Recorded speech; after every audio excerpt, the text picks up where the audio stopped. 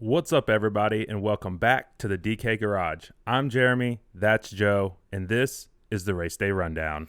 Yeah, we're at Charlotte Motor Speedway for the Coca-Cola 600, NASCAR's longest race of the year. I'm sure there's going to be a lot of excitement, but there's a lot more we know now that we've witnessed practice and qualifying. That's already taken place. We've got the information to help you dial in your lineups now.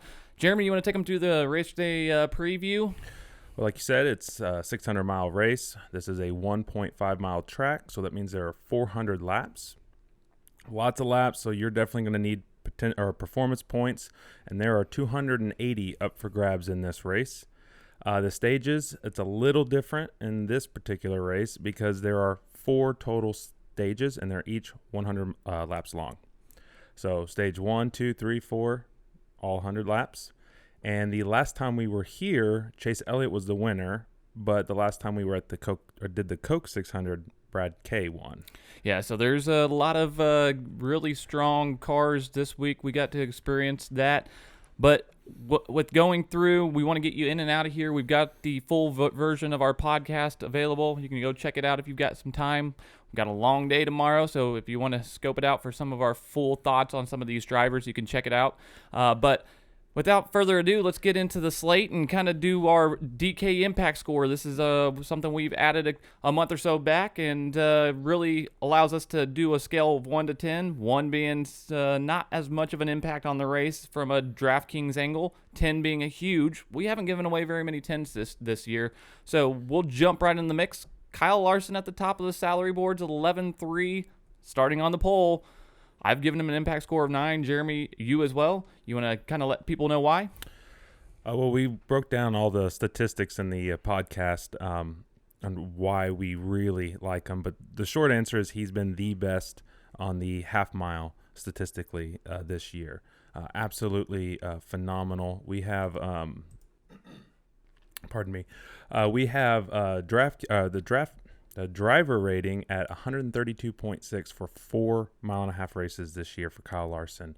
Absolutely dominant. He does have a win, 3 top 5s out of those 4 races. He was fast in practice, and he was fast in qualifying, the fastest, in fact. In the laps led, I mean, he's averaging 127.3 in those 4 races. I saw a statistic earlier on Twitter. I think he has led, it was like over 500 laps in the on mile and a half this year in the 550, and the second next guy was Brad Keselowski with like 170. It's something ridiculous. I know those numbers aren't exactly right, but that's ballpark. Absolutely insane. He's going to be very highly owned, even though he is the most expensive driver. But there's a reason why he was the most expensive driver. I gave him a 9. I would give him a 10, but because he's starting first, there's no PD upside. There's only downside. I like a lot of the other Hendrick cars, so that's why I couldn't give him a full 10, because there could be some other guys who get up front and lead. But, yeah, it's a strong 9 for me. Yeah, very strong 9. I think he's somebody I pretty much ditto what you just said. I think he's a cash game lock for most of us. The next guy that we're talking about, Martin Truex Jr., is kind of in an odd place, starting 8th, $11,000, $11,100. I've given him a 7 because I think there's a lot more value to be had in other spots. But he's somebody that you could be a little bit different with. If Larson isn't a dominator, we're really going to have to find another dominator outside of Larson potentially, or somebody that has the place differential to make up that difference in points. It's going to be an interesting week, but I think there's value further down. I'm not as high on Truex this week. I'm going to give him an 8 because he has 3 wins. Now, we documented those were all in 750 in the podcast. But he is only a few years removed from leading almost every lap. I think he was 6 laps shy, so 394 laps led. I think it was in the 2016 race. Obviously, different circumstances here, but if there's a guy who can get out front and upset Larson, I could easily see it being Truex. So I'm going to go with an 8. I do agree with what you say. There's a lot of other value here. It's hard to want to go against Larson. But to be a little contrarian, let's say Larson has an issue. I mean, so many things can happen in a 600-mile event, And, maybe Truex kind of slow to start, but halfway through he really cranks out a really solid run. You just can't ignore the fact that Truex has been one of the best drivers this year. And it, like you mentioned, it's 600 miles. It's going to be a lot of action that could really shift the dynamic of this race. Denny Hamlin is somebody that could capitalize. He's next at 10-8, starting 14th. He has more place differential than his teammate Martin Truex, who we just finished talking about. That's why I've given him an 8. I think also his mile-and-a-half success has been better than a lot of the drivers below him as well. With that place differential, it looks like that path could be easier for value. I want to have some decent exposure to him this week. How about yourself? Yeah, I like Hamlin too. I gave him an 8 as well. He's been the third best driver according to driver rating on those 4 races we've already talked about in the mile-and-a-halves this year. Really strong. But the last few weeks he's kind of pulled back just a little bit. Still getting decent runs. And this could definitely be one of those races where he breaks through. That's why I gave him an 8. But I'm a little more cautious on Hamlin than I would be on Truex, and then obviously the guys we're about to talk about. But I like him. There's enough statistics there to make a case to play him. But the gut is kind of a little more hesitant on Hamlin than maybe what you are. Well, that's why we have our separate impact scores. Even though we're both at 8. Yeah, and we have our separate impact scores even when there are variants. It allows us to have that difference of opinion and see where we come out. Chase Elliott's next, 10-5, starting 3rd. You've landed on a 9 with him. He's got some strong history here, the most recent winner. And on top of that, this guy is our former champion. There's a lot to like about him, and he had the best long run speed in practice, which is something to keep an eye out. He did, and then he was in the pole position until obviously Larson and then Stenhouse came along. But that was way late in qualifying. He was at the top of the leaderboard for a long time, and they kept showing his telemetry on TV. And guys start turn 1, turn 2, they'd be right there on him, and he was carrying so much speed down the back straightaway. So if he can have that speed and then also have the ability to keep that long run speed that we saw in practice, he would be probably the next guy, in my opinion, to rival Kyle Larson as being a dominator. And he was really good in this race last year. It was a late caution, actually brought out by his teammate, William Byron, and some different pit strategies with some of the guys at the front. He ended up finishing 3rd, one more lap in overtime, and he would have won that race for sure. Elliott is as strong of a dominator play, in my opinion, as Larson this week. Would just like to have a little bit more PD upside with him, but hey, you get what you get. Not a bad way to analyze it, because we're going to have two dominators potentially. This guy that we're talking about next, Kyle Busch, 10-2. He's starting 20th. He has the potential to be a dominator. We haven't seen it quite this year, but with that place differential, it offers a completely different path to value for him this week, which makes him one of our locks and our checkered flag plays in our race day, or in our race guide. That's available down below, so check that out. Nice visual digital magazine to kind of analyze this and take it in from a viewership. Instead of hearing us speak the data, you have something to actually look at. It's very quick and easy to download. Take a look at it. But Kyle Busch, you've given him a 10. I gave him a 9 for that easier path to value. You want to tell him why you gave him a 10? Because that's not something we've given him a lot out to this year. No, I'm very selective when I give out my 10s, and I'd say so far they've been pretty right on. I think there was only one I took a little bit of a chance on. I think it was Darlington. I gave Erik Jones a 10 because he was starting like 27th or something. But it was looking great. He just had to, I think he had a tire go down late and came to pit. But if you take that away, I mean, he was running exactly where I was hoping he was going to run, and he was making improvements, so he would have been worth that 10 grade. That was the only one I think I was really wrong about this year. So I'm very selective when I give 10s out. I think Kyle Busch is potentially besides Larson and Elliott, he's probably the best play on the slate because of the PD upside, but he also has a great average finish so far this year on mile and a halves. His average finish in those 4 races we've already talked about, does have a win that came at Kansas, 3 top 5s, and his average finish is better than Larson and better than Elliott's. He's at 4.8. So if he starts getting close to that top 5 again and maybe gets a few laps led, he's hitting value. He's hitting more than enough value. And if it's a Kyle kind of stack your lineup, it might pay out real nice. We got a lot of options up here at the top. Kevin Harvick, 10,000, starting 5th. I've given him a 7. He's not one of my favorite plays. He does, if he can be a little bit faster, they've shown to be a little bit quicker here recently, then he could maintain a strong finishing spot. Need him get some fastest laps, but I think there's other guys below him that just offer an easier path. I'm at a 7 on him. Harvick showed a lot of speed in qualifying. I mean, he was a 5th best.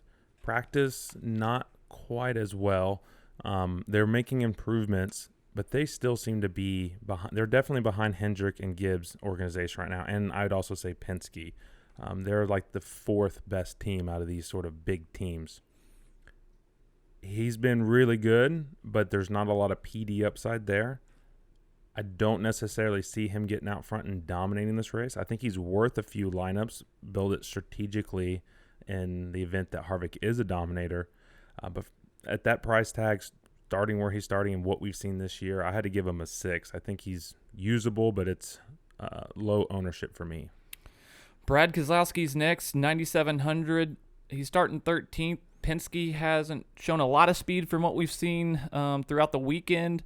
Kind of concerning, but he's last year's 600 winner, another guy that can make this an endurance race and really find himself there at the end, in my opinion. I've given him an 8 because I think with that starting position and just where he's priced, he offers some upside. You're at a 7. You want to tell him why you've gone at a 7 versus my 8? Kind of just the plays around him. It's not. I would probably want to play a few guys below him or pay up for a few guys above him. He's just kind of in a slightly difficult position, given how he's run the last few weeks. His momentum's not there, as they might say. He does have the PD upside, and you are correct. If he can survive any mayhem that may and probably will ensue, he's a guy that will likely be there at the end.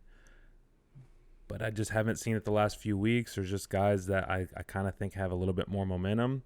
But it's not a fade by any means. I like Brad enough to play at least a few lineups. Build around him. Be smart about it.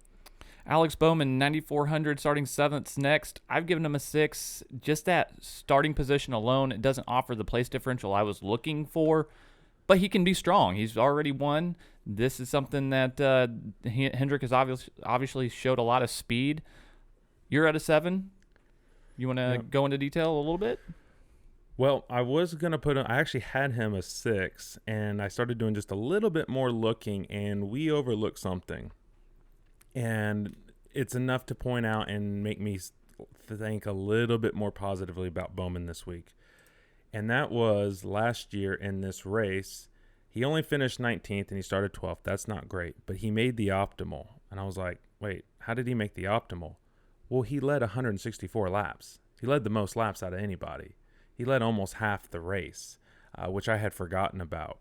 And we watched the highlight video. They didn't even really talk about that. So we kind of messed that one up.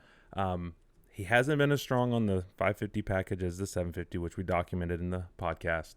But just that alone just tells me, okay, it's worth putting him in probably a few more lineups than what I would have prior to seeing that. Well, his teammates next on the list, William Byron, 9,200, starting 4th. He's got an even higher starting position, but he's been more of the model of consistency, which we talked about a lot in our podcast. I've given him an 8 because he can maintain a strong finish. He has the speed and like his teammates to get out and lead laps and get fastest laps. So there is a nice path for him to achieve value, but there are only going to be a couple guys that are able to lead laps tonight. So I think he can snag a few and will potentially be able to reach value versus some of the other guys around him. Yeah, I'm right there with you. I'm in an 8 as well. I documented my thoughts on Byron already in our main podcast, went into depth on his stats, but just the main short summary is he's been the second best driver according to driver rating at these 1.5-mile tracks so far this year. He does have a win at Homestead, different style track, but he's been really solid, been really consistent, and maybe he is the Hendrick guy that ends up pulling out. He's certainly capable. I mean, he dominated that Homestead race. I think he had over 100 laps led, so a fine play. Another guy that we differ on just a little bit, and we seem to not be really on the same page with this guy. It seems like every week we are off, and that's Ryan Blaney, who starts 11th at 9,000. I gave him a 7, which I think is a respectable score, but you're at an 8. Why are you consistently so much higher on Blaney than what I have been? Well, he does have a win at 1.5 miles. It's something to take into consideration this year. He has averaged 15 fastest laps on this style of track. He's got a couple top 5s and top 10s as well. So he's somebody, I think, especially with his starting position, starting 11th, he has a path to have a top 5 finish, get a couple place differentials, and then he's at $9,000. So that's a nice price tag to go along with that. I think it offers some solid value, and I think he could have an impact on this race. That's why I'm at an 8.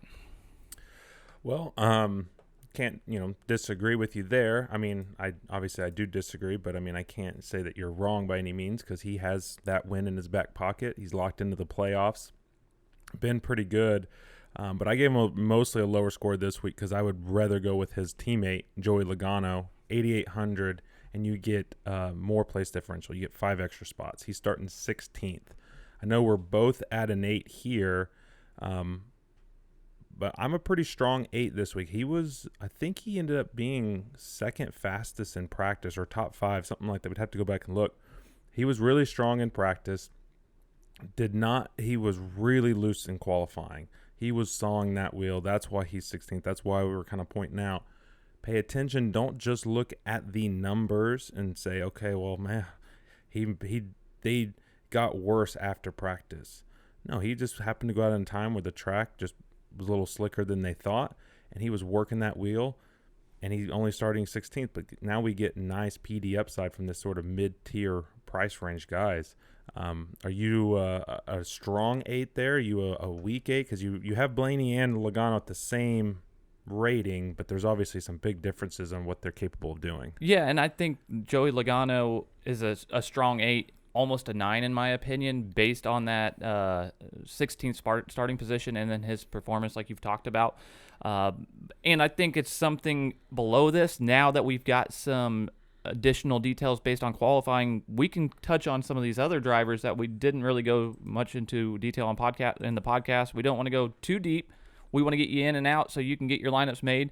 But one guy that I think really we agree on more so than some of the other drivers is Tyler Reddick. We'll jump down to the $8,200 price tag. He's starting 15th. I've given him an 8. You're at a 7. He's shown here recently that they can have some speed. We talked about it in the podcast. RCR seems to do really well at these 550 tracks. We saw that in practice and qualifying with even Daniel Suarez with that motor really looking strong. I think now that we've seen all of that take place, he offers some strong value with that upside starting 15th. I really want to have some exposure at $8,200. That's why I've given him an 8.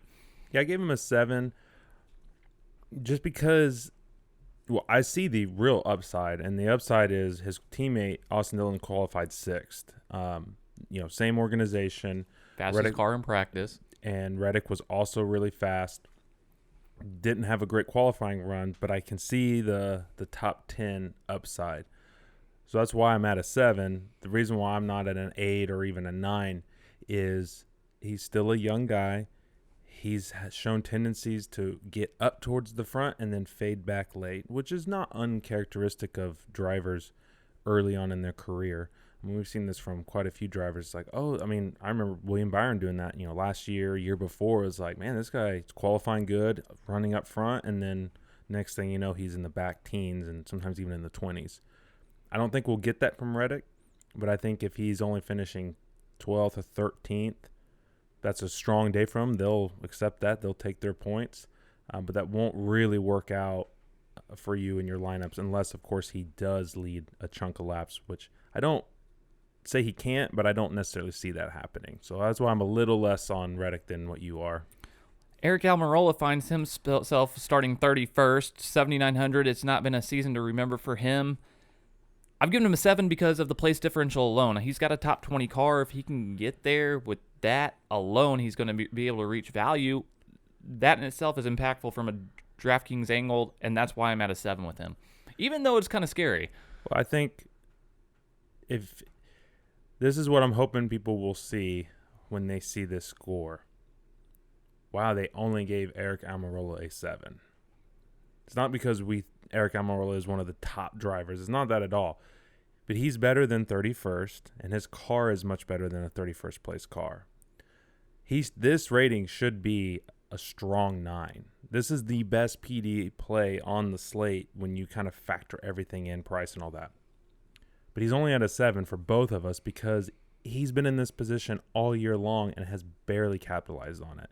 He's had 30 positions, like starting position, and still finished 40th and screwed our lineups. So the fact that he's still only at a 7, I hope people will consider playing him because they recognize the upside, but also maybe be a little cautious on him because he has not delivered this year. And I'd say he has 600 miles to improve himself, but he also has 600 miles to wreck out. And we've seen that a lot from him, unfortunately, for that team. We'll have to find out and see what we get. Austin Dillon, 7,700, starting sixth. We really kind of touched on him with Tyler Reddick, but you've given him an 8. You want to touch on why you're a little bit higher on him than Reddick? Well, he obviously didn't have the PD upside that Reddick has or some of these other guys, but he's a previous winner here. He won just a few years ago. He seems to be really good on mile and a half in general. Obviously, there's some good tracks, bad tracks, but this is a race that I think really is one that Austin Dillon can excel at. He was fastest in practice. He still got down a really good qualifying lap. So, maybe those Hendrick guys, they make an adjustment, doesn't go quite their way.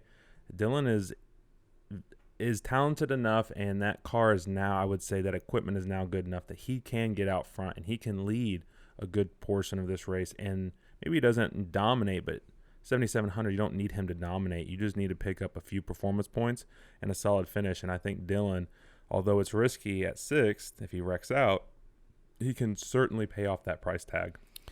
Yeah, there's Matt DiBenedetto's next 7,500 starting 22nd. He offers some much-needed place differential, and at that price tag, he's very manageable to fit into your roster.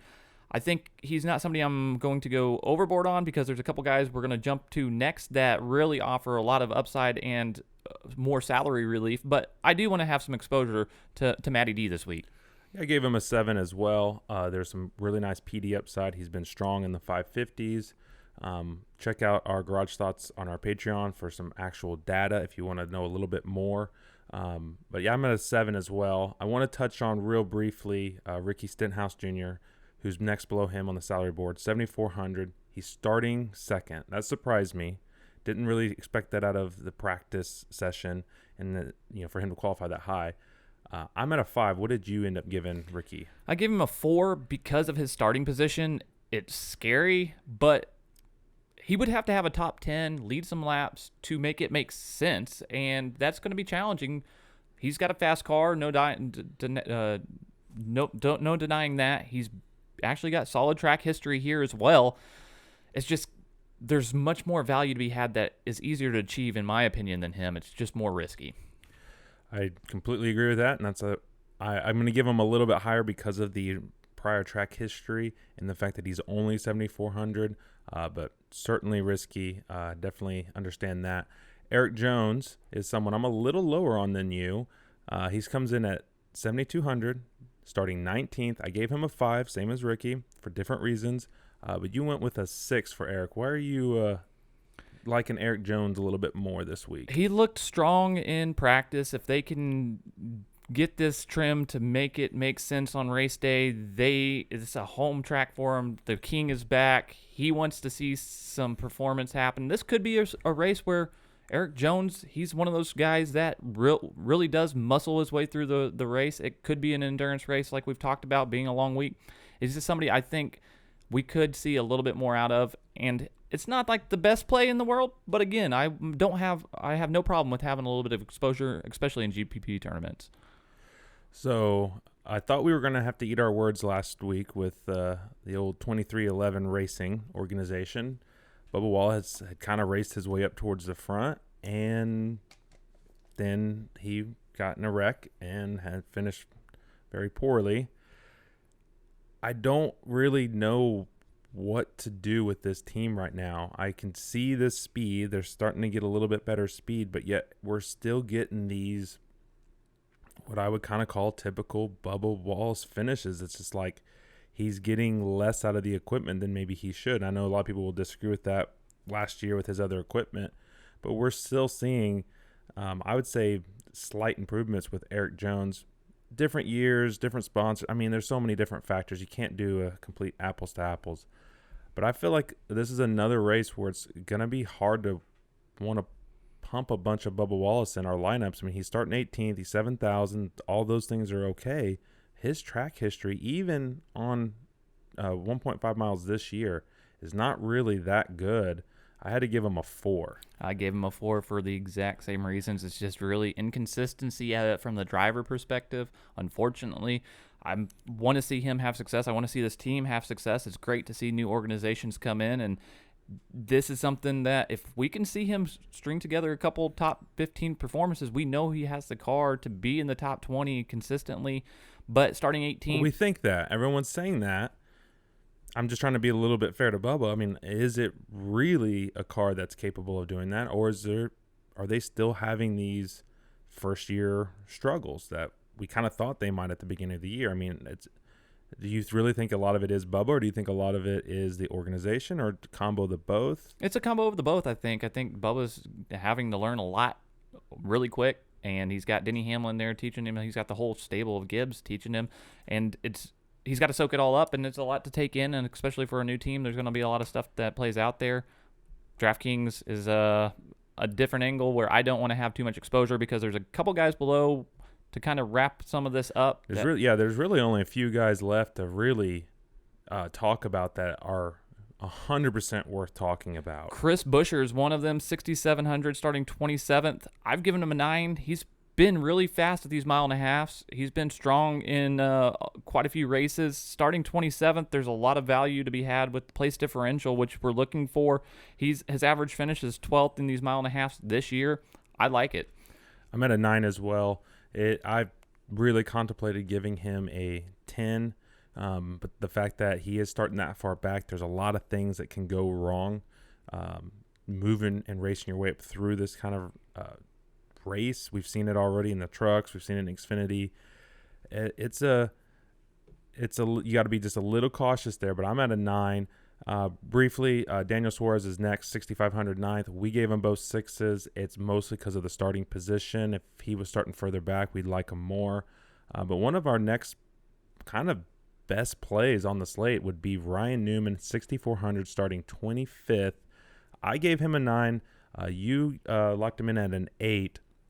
Is there what is it about this play with Newman that you're not quite as high? It's Newman. We've seen some inconsistencies this year, but on the 1.5 miles, he's been pretty strong. He's averaging a finish of 13.5, and he's got 4 top 20s in those 4 races, which is great. I think starting 25th, that's some value to be had there. He's strong. I think I just would go a little bit more with Buescher, and then my favorite play actually is Michael McDowell, but I'll let you take your Ryan Newman perspective since you've given it a 9. Well, we just looked through the data. We kind of mentioned this in the podcast. He's got really strong data here, race history here. He's been pretty good on 1.5 miles so far this year. It's Ryan Newman. He's just, I mean, I would say he's stubborn. He's just too stubborn to kind of quit on this kind of a race. This is a Ryan Newman type race.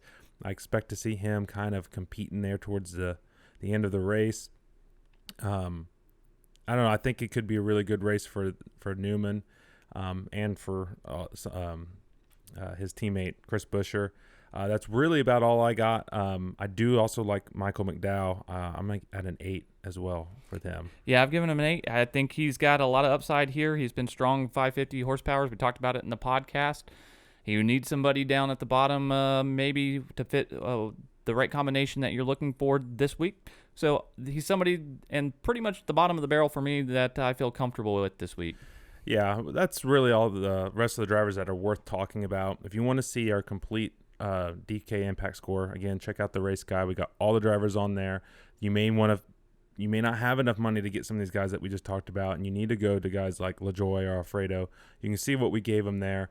We do want to kind of keep this, semi-short and sweet because, well, we're in for a long race. Any last little thoughts on the Coke 600 before we wrap this up? It's one of NASCAR's crown jewels. It's a night race. I'm so excited to be able to take this in, have Monday off to memorialize our veterans that are the only reason that we're able to sit here today and do what we do and just be able to enjoy the weekend with the family. How about yourself? What are you looking forward to? Well, I love getting to see so NASCAR is really known for the paint schemes on the throwback, but I think a race that really gets overlooked is this race. They always do some patriotic paint schemes on these cars. I've really liked what I've seen from Alex Bowman and that whole crew. There's just some really cool paint schemes. They all are carrying a name of a fallen soldier on their car, just kind of show respect to them. It's just a great event overall. I'm glad I don't have to work the next day because this race will probably go kind of late into the night. So it's a crown jewel for a reason. But no, that's about all I have for the Coke 600. So with all that being said, I hope you guys have a great Memorial weekend. Hope you have fantastic luck with your lineups. I'm Jeremy, that's Joe, and this was the Race Day Rundown.